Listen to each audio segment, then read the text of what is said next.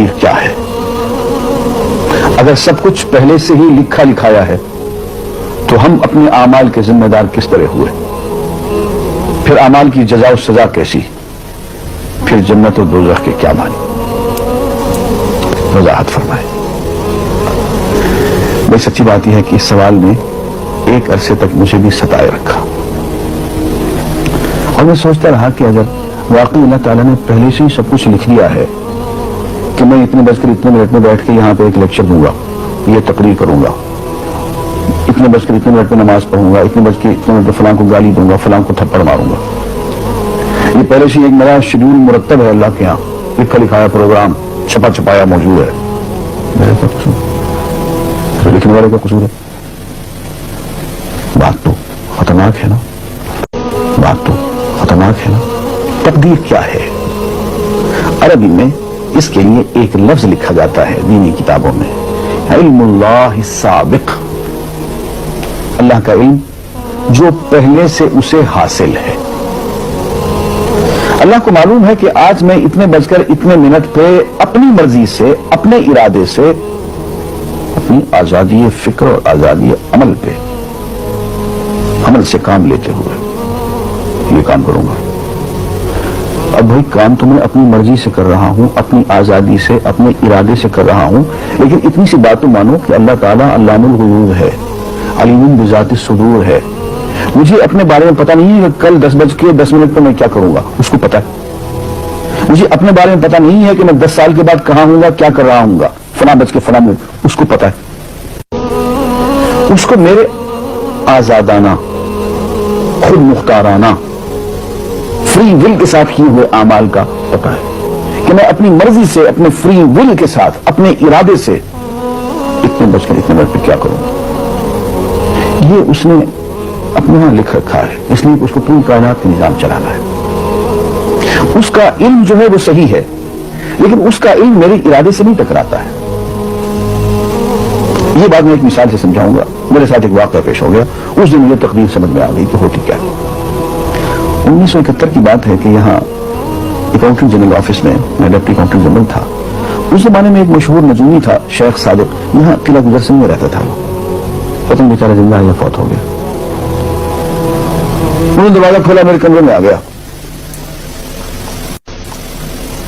ہاں صاحب ہم آپ کی خدمت کرنا چاہتے ہیں، ہم آپ کو مستقبل کے بارے میں کچھ بتانا چاہتے ہیں۔ میں نے کہا بس فضول باتوں کے لیے وقت نہیں ہے، میں علم نجوم وغیرہ کوئی اس قسم کے یہ فضول باتوں کو میں نہیں مانتا ہوں، مشغول آدمی ہوں، ان چکروں میں مجھے مت ڈالو۔ انہوں نے کہا مجھے صرف 1 منٹ تو آپ دے دیں۔ میں ہاں 1 منٹ دیتا ہوں۔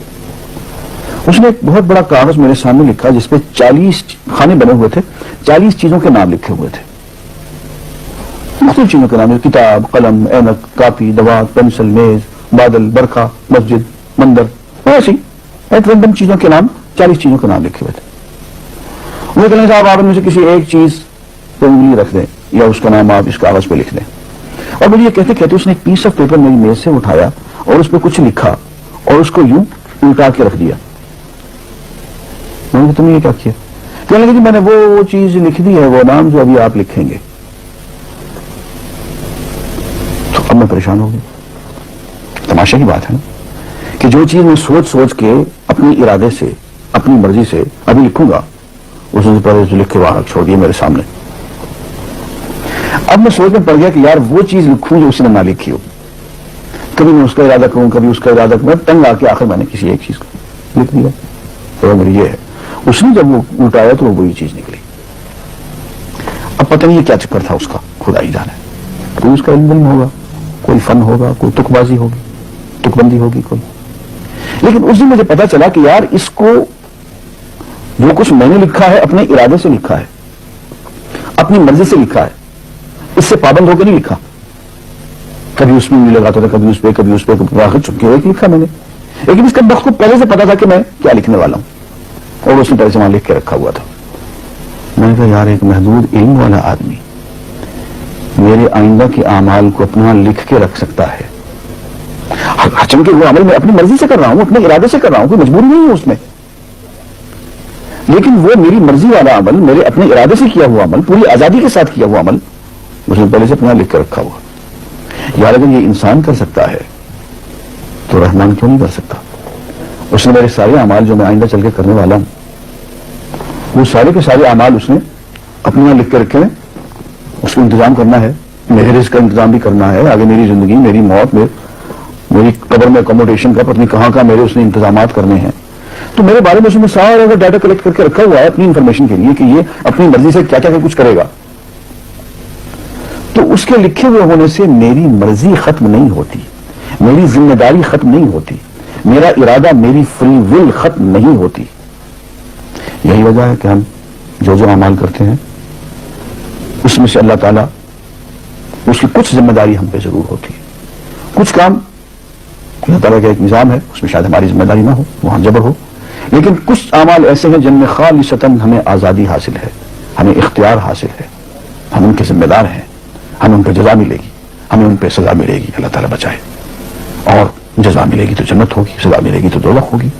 لیکن آزادی عمل اور ارادہ ضرور ہے.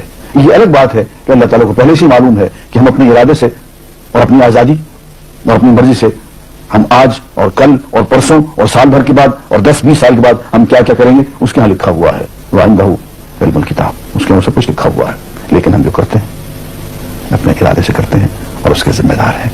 وآخر دعوانا الحمدللہ رب العالمین.